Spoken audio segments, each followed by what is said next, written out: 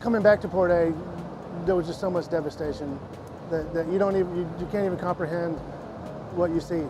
There were boats in the middle of the streets. There were houses torn down.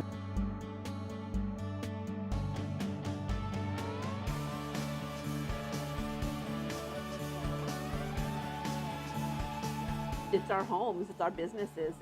Everything was destroyed. Our business itself had about 4 feet of water in here.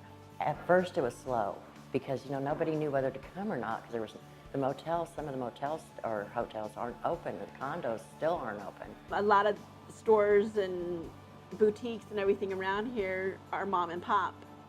Almost everything is. And so when we don't have people coming in, they don't have a way to pay for their groceries or ballet lessons, piano lessons. It's important to get all that back. Everybody cheered when a restaurant would open. Very sad when a restaurant would be torn down. I was closed for 7 months. It took me 7 months to open. We had people in here we hadn't seen for a long time. It was awesome, the best day of my life.